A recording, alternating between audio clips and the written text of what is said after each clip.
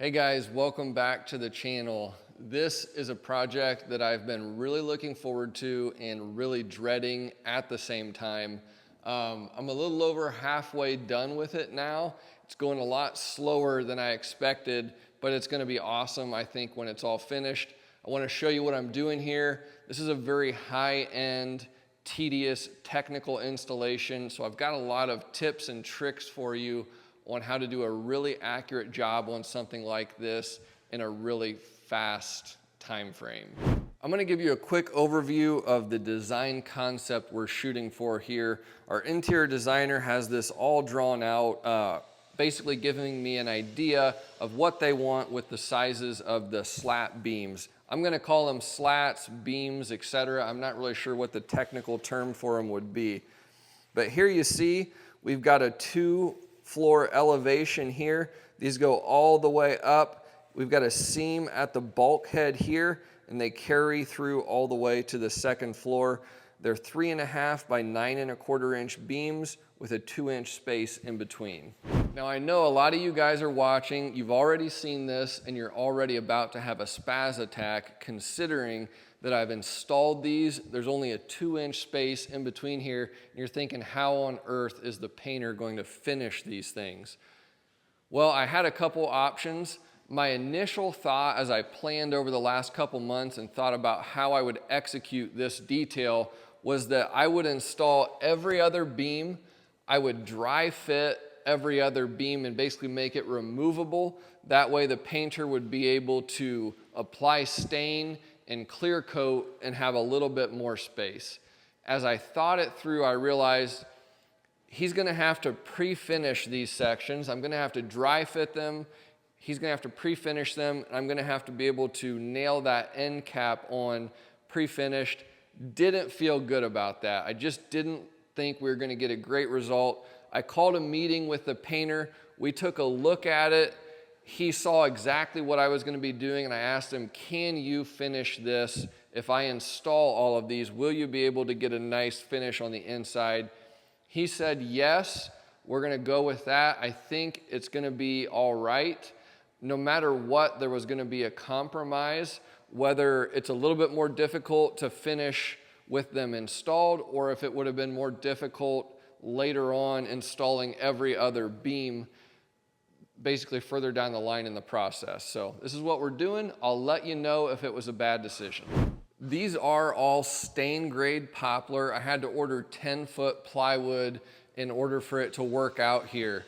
I've got miter folds on everything. It's turning out really good. This is a job I would not recommend trying to do this much work on the job site with a job site table saw. I actually took all of this plywood back to my shop. I ripped it to size in my shop, and then I very carefully ran all of these through to put the miter on them. Doing it on a cabinet table saw is way, way more accurate. You'll get a much better result. And a 5-horsepower table saw is a lot more pleasant to use than a DeWalt job site table saw. Assembling these in the shop, I only glued up 2 of the corners. The reason is I needed one end to be open to be able to slide these into place. You'll notice where the blue tape is on here, that is holding this end piece in place. That was important to do that so that as I glued these up, everything's set up nice and square. As you know, if you followed me very long, I always rip my miters at 45.5 degrees when I'm miter folding. So if I hadn't put this piece on the end, it would have wanted to bow in whenever I glued it up. So this is a very important detail. So I'll end up notching these all out. I'll take the tape off, take the cap off here on the end, slide it in place, and then replace this. We'll show that more later on. Let's dig into layout. How in the world do you get started with a detail like this? Layout is extremely important. Getting your planes dialed in at the beginning is crucial, because if you don't and you get it wrong, it's not gonna look right and you're gonna fight it the whole way through the installation. This was really tricky. I didn't have a lot of margin because these beams are notched all the way around this bulkhead here on the main level. And then if you look all the way up at the second floor, we have another bulkhead up there. and the beams or slats have to be notched around that as well. Lasers are the name of the game doing layout like this, and I love having a 360-degree laser because with a 360 laser, you get the whole beam all the way around, so you can use marks behind the laser, forward, basically everywhere. So starting out, you'll see I've got a pencil mark here on the wall. I've got that marked Slat OS. That means it's the outside of the slat. So I'm lining up the laser there, carrying it all the way across. We'll go over here. I've got a nail sticking out of the floor. If I put my hand in front of that, I can set up the laser every day pretty quickly on my pencil line over there and on this nail, and I can keep working every day using the same plane to set these beams. These days I use 2 lasers a lot of the time, and it comes in really handy for layout like this. I've got another Milwaukee M12 laser here, and this has got my center line detail laid out. I found the center of where this was going to be. I needed to transfer that center line all the way up onto the center bulkhead and then onto the ceiling as well. So layout is crucial. You want to make sure you're on the same plane the whole way up. The point of this is just lasers make life a whole lot easier. One of the hardest things about my job as a trim carpenter on higher end homes is I get these pretty architectural drawings on a 2D print, and I have to make it look like that, but there's a ton of details that most people don't think about. One of the key things I had to think through on this was how are we going to finish off these beams with the finished floor? What I ended up deciding to do was I planed down a white oak board to match the thickness of the flooring. And we're just going to run our flooring right up to this white oak board. I think it's going to finish off really nice. I did have a site meeting with the project manager, designer, and flooring vendor / installation crew. We all got on the same page and confirmed these details. One of the things that's super important on these high-end jobs is you have to be able to work together and communicate across multiple sub-trades. So for a detail like this to happen correctly and concisely and crisply, we needed to coordinate with the painter and the flooring installer. I realized right away as I planned this that I needed to have the flooring installed before I put the slat beams in. You'll see right here, the beams are going over the flooring, and I actually went ahead and installed the first 2 courses of flooring here myself. I called a meeting with the flooring vendor, project manager, and we went over the details. You will notice my outer rip on this flooring is a little bit narrower. That's because thinking through this installation, we knew we wanted to finish with a full board over here on this other part of the staircase. So if we walk over here, you'll see where our staircase is going to come up. We want to end up with as close to a full board as possible right here. So I had to do my string lines and everything across the balcony, do the math, figure out what I needed over here. The math wasn't great. If I would have pulled a full board all the way across here, it would have left me with an 1-inch wide strip at the balcony. So I split the difference. You get the point. Did the best I could to make both sections look good. Again, whenever I was looking at the 2D prints for this design, it kind of gave me a lot of anxiety because I saw all these things that I thought were wrong with the design and reasons that it wouldn't work. One of them was this beam, this slat, is supposed to carry all the way up through on both sides of this bulkhead, and with everything we've got going on, there's no way I was going to be able to take a notch out of this beam and get it up into place and still have it tight down here on the floor as well. Chatted about that with the designer, and he was completely cool with having a break right here, having a 1/4 inch dado detail running all the way across here. So I just wanted to point that out. This is gonna carry all the way up. That'll be probably the last thing that I'll do here. It's just got a ton of moving parts with this design. As you guys can see, I've already started the installation, but I wanted to capture some of the aspects of it and show you. Let's go back down. I'll show you how I cut and fit the first section of beams on the lower portion. Then I'll show you how I'm doing this top section, which is really tricky. First thing I have to do to cut my beams is take my measurements. Pretty simple to do here on this first section. I'm just taking one notch out of the beam. Everything goes right down on top of my white oak piece on the floor. So very carefully, I measured my height, and then this is where we're gonna use the laser. It comes in very handy because you can push your tape right in here and I can see what my measurements are. I'm using the center of the laser to take my measurements. Now I can tell you this particular bulkhead is 34 inches tall, and any of you guys who work in real life know that there's about a 0% chance that that is gonna be perfectly straight and perfectly plumb the whole way. And that's where being able to use the laser beam is handy, because I can see down here, I'm at about 1 5/8 inches, and if I come up here, I'm at about 1 5/16 inches. Big difference between those two measurements. This is a stain grade installation, and you guys will notice as we move across here, everything is nice and tight. It looks like the stain grade beam grew together with the drywall. I've got some tips and tricks to show you on how to do that. You will notice our splice between our two sections of 10-foot plywood. We're using this 1/4 inch by 1/4 inch dado detail. This is the same detail we have on our baseboard, same detail we have up on our coffered ceiling. It's a nice crisp look. So we'll have this whole plane going across in this nice, again, just crisp groove going across there. It'll look really good.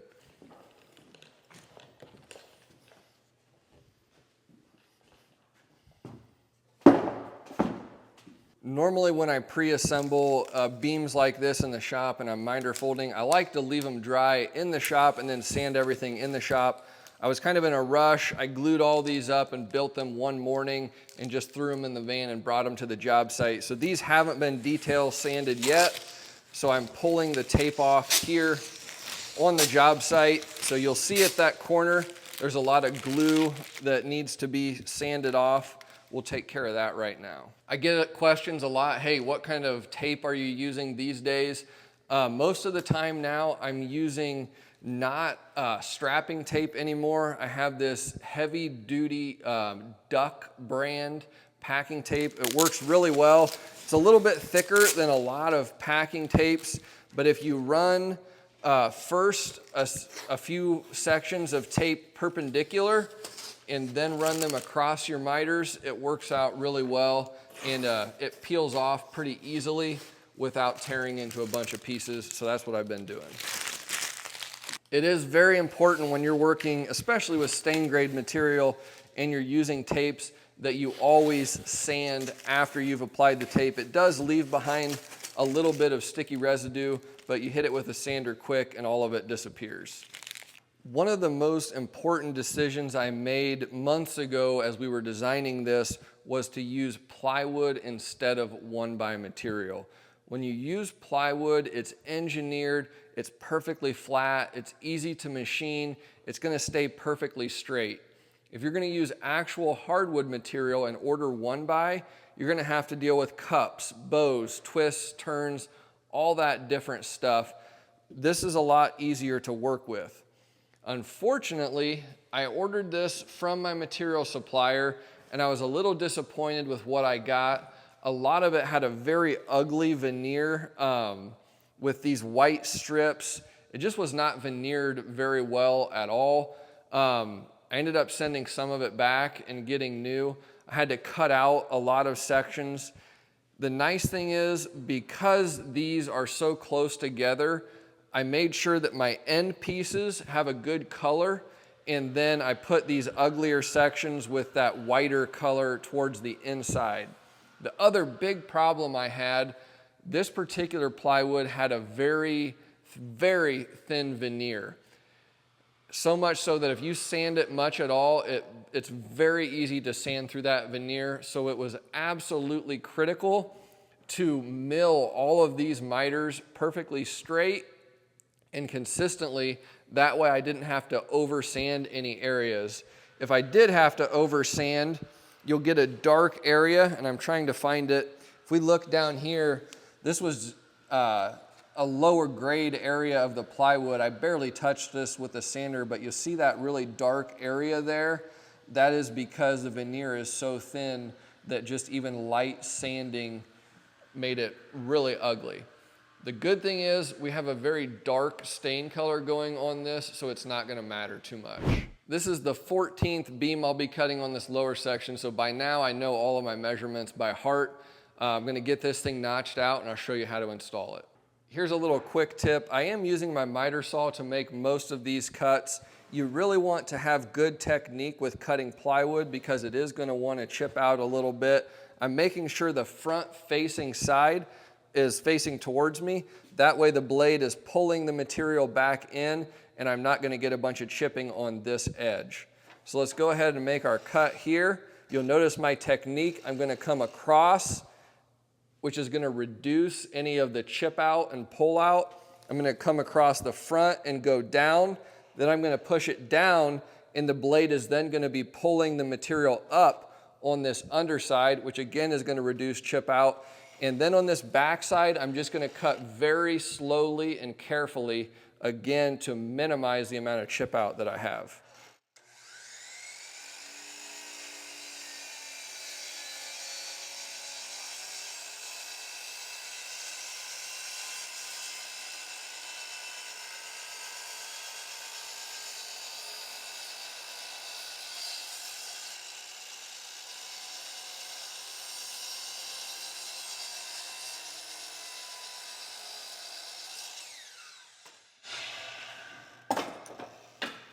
So cutting like that on all three sides, we don't have too much chipping at all. On this back side, that's gonna be the worst area. And this is even not too bad, and it's actually going to end up being notched out on the top, so it's not too big of a deal. This section here, again, that I have to notch around this bulkhead is not perfectly plumb, so I am having to cut it at a taper. All I do is use my laser beam to get a top and a bottom measurement. I mark the top and bottom, and then I'm using a framing square to mark the line of that taper. We'll freehand it with a circular saw then. Cutting this notch, I'm just using a circular saw to freehand it. I know a lot of guys might think, well, why not use a track saw? That would be more accurate. You don't have much material on this side to lay a track on, and honestly, I can just grab a circular saw and cut it just fine, so that's what I'm doing here. For you guys who always comment about how my safety glasses are up here, this is one task where I do almost always wear safety glasses because you eat a ton of this plywood sawdust, and it really gets in your eyes.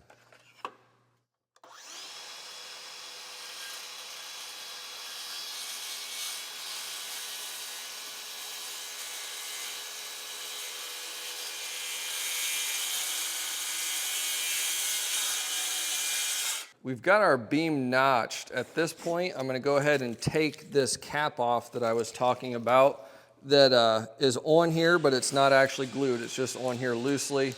So a few pieces of this blue tape will come off. Here you see, comes off real nice. I'm gonna give the whole beam a quick sand, and then we're gonna add some tape.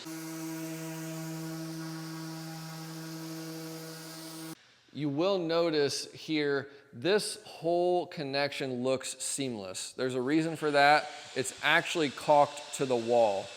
This drywall actually has a curve. It's got a bow in it. It's very difficult to get this perfectly tight. There's a good way to handle this, and it's also faster as well. So after I cut my line to line, point to point cut, I'm gonna move down here to the beam, and before I install it, we're gonna add some tape.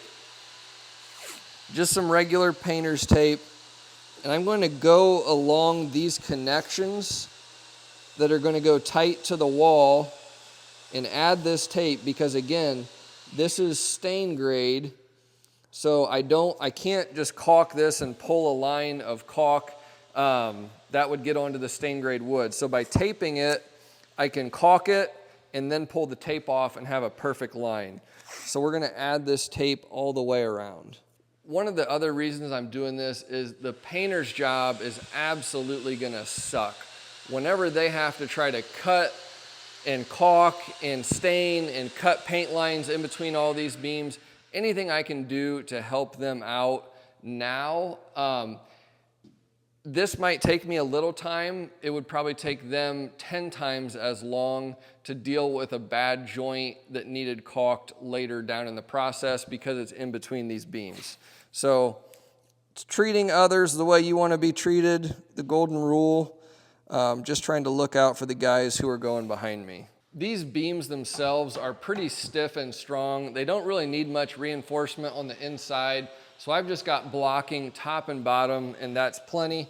Before I install the beam, just to make it nice and solid, I am adding just a little bit of PL Premium to both sides, and I smooth that out into a nice thin layer on there. Again, just making it a little bit more solid. This piece of white oak on the floor is PL'd and nailed to the floor, and then these blocks are also PL'd and nailed into the white oak as well. And again, if you're afraid to get a little PL on your fingers, are you even a man? So moment of truth, time to see if it fits. I will tell you, this whole bulkhead cants downward. So actually it cants upward. So I've been trying to fit them as tight as I can. A lot of times I have to persuade them to go in a little bit. This one is actually gonna go pretty good.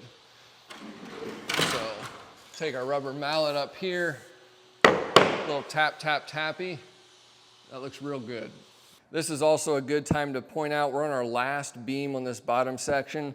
Notice the laser line catching it all the way up, nice and plumb. That's what we want.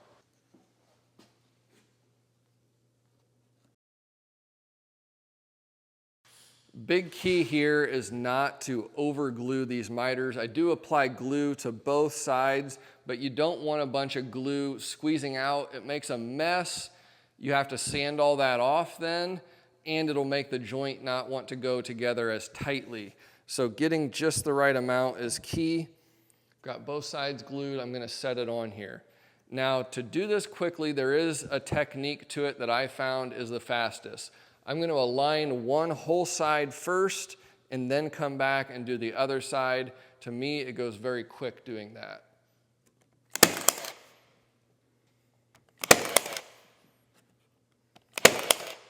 Basically, what I'm trying to do is get these two pieces to line up absolutely perfectly on that outside corner. If I can do that, it's going to require extremely minimal sanding and it's going to look great. So again, I'm working my way down one side first, getting that lined up really well, not worrying about the other side.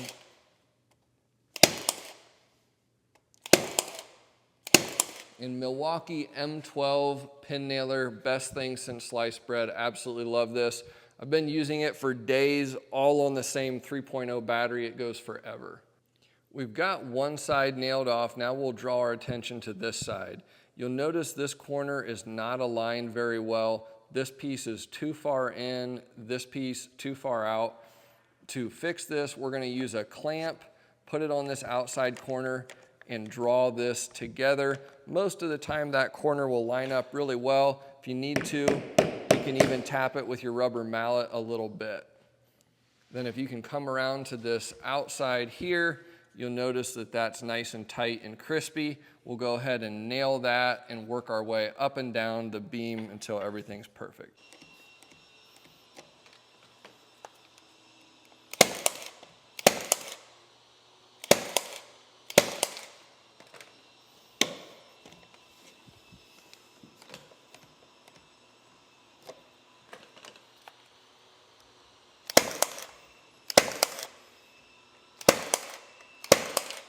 Now we've got this outside corner nice and crispy as we would expect. I'm going to take my nail set here just lightly compress the outside. Take your sandpaper, give it a little sand, and that looks like it grew together. I did use a lot of 23 gauge nails to nail this miter. You know, I've probably got a pin on both sides about every 5 inches or so. The nice thing about stain grade work in a 23 gauge pin is that whenever that painter applies the stain will fill that tiny little hole and you won't even see it anymore. They all just disappear. So I don't shy away from using pins on stain grade work at all. They don't have to fill them or anything like that. The stain fills the hole.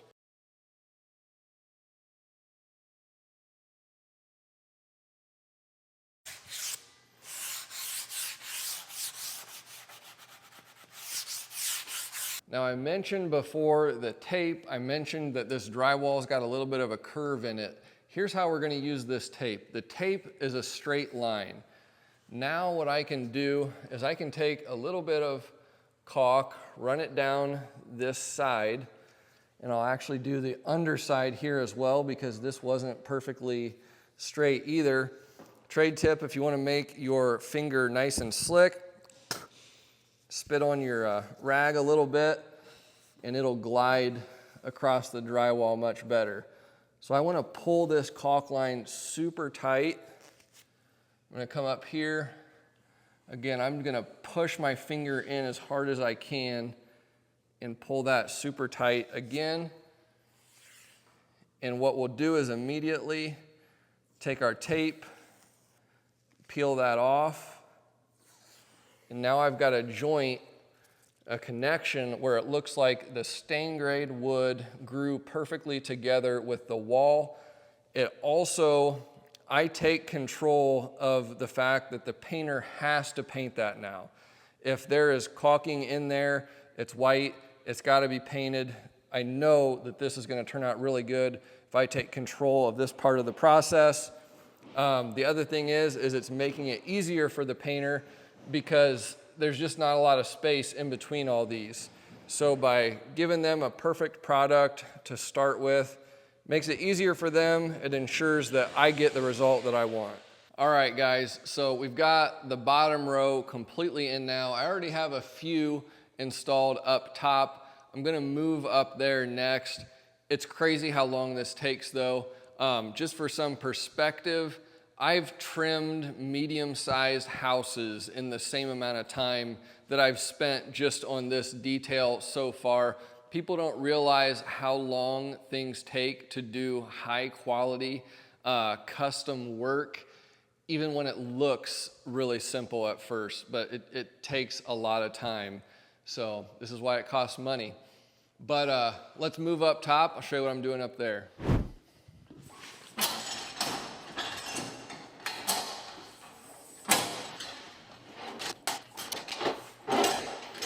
Here we are up top. Despite my best efforts to move quickly on these, it's taking forever, much longer than I would like, but it is what it is. We're gonna do it right no matter what. So these beams, the first one I tried to measure everything. Obviously, you see my laser is set up right here. I was using my laser to pull measurements off of the bulkhead. I had to pull measurements height-wise, and there's just a ton going on with this cutout. The first beam section that I tried to install, it went okay, but it just didn't fit great, and I had to recut it once or twice, realized that I wasn't taking the best approach. I decided to make a template piece, which is what I probably should have done from the beginning. What I've been doing is I have this template piece that is pretty well cut to fit everywhere. It slides right into place. I look at how the fit is the whole way around, and then I make any notes that I need to on the template to adjust any measurements. So like right here, I'm a little bit too high off the floor, so I'll put like plus a 1/16 here. That tells me I need to add a 1/16 to this cut. If everything looks good up there, I'll just leave it as is and just adjust things accordingly. It's been working pretty well. It's just a lot of different notching and cuts that you have to do on this particular section to get everything to fit right. I've got my beam all notched out and ready to go in here, but just wanted to give you a quick idea of how ridiculously complicated this is. First off, I've got my rabbet detail at the base. This piece right here is tapered. It's not straight. This is one of the few straight cuts that we have on the beam. This is the one that sits down on the floor. We come all the way up here. This is where it goes up against the ceiling. My bulkhead is not level, it's at an angle. So this cut is at an angle. This is the board that notches around the coffered ceiling band board. This cut here is plumb. This goes against the coffered ceiling band board. And then this cut here goes all the way up against the very top of the ceiling, and it's on about a 1 1/4 degree angle as well. So it's just not fast to cut this out at all. Okay, we're ready for our moment of truth here. Try not to run this thing into too much stuff, causing any damage. But again, using that template piece has really been key. It's worked out pretty well. They're fitting the first time. And one of the biggest problems you can have is trying to do recuts. That's a huge productivity killer. So there we go, nice and tight, that's done. If we come around here, you'll see on the back side, we've got our open cavity. I'll go through the exact same process I just showed you with gluing it up, nailing the cap on, finishing the miters out, and it's just rinse, repeat 28 times. Fun fact, initially this design had more beams. I think it had about 4 more beams, and they were actually supposed to come all the way up to this ceiling and then return all the way back to this back wall as well. I priced that out. Obviously it was very expensive. It was a lot more plywood, so on and so forth. We ended up just opting to run it 2 stories up to this ceiling. We're gonna cut right here. I'm gonna keep working, and we're gonna come back after this is done and I can show you the final details. The reason is I've just got a ton more work to do on this, and it's gonna drag out for probably 2 or 3 more days. All right guys, we're back. I was able to get this done. It took way longer than expected, but I think it's gonna really be a cool detail in this house. Carries all the way up through both stories, flows together with the handrail, the flooring, everything. Let me show you the details on the other side up top. So walking through from the loft upstairs, you can see now all of the details that we had to make come together. We've got the handrail, which also integrates into the side of the beams. The handrail also goes down onto the flooring. I've installed a nosing detail on the flooring that we can show you from the front here as well, but it carries through in between each of these beams as well. I mentioned before, there was basically no way that I could install these and wrap around this bulkhead here. So what we opted to do was run this 1/4 inch groove all the way through here at this seam. So these pieces are all separate pieces. Thankfully, that bulkhead there was nice and plumb, and I was able to just rip those and install those pretty quickly. It was a good thing because this thing probably took about 3 days longer than I had wanted it to, so I spent quite a bit more time than I had planned. I talked before about how I had to install these 2 runs of flooring up here first, and I had to do that really carefully because I needed to be able to apply this piece of 4/4 white oak across the front and have it turn out correctly with nice reveals going all the way across here as well. And then of course, we had to carry it all the way through in between all of these beams. I opted to just cut these blocks individually and then glue and nail those to the front of my flooring. So it's a ton of details through here. The painter's gonna have a lot of fun doing this, but this is what we do. This is part of it. It's never easy on these highly custom homes. Hope you guys enjoyed this one. It was really rewarding for me to do, even though it took longer than I had hoped. Let me know what you think in the comments. I'll definitely try and show you this once it's all finished and we get the rest of the finishes in this house. I think it'll be pretty amazing. As always, thanks for watching, and we'll see you on the next video.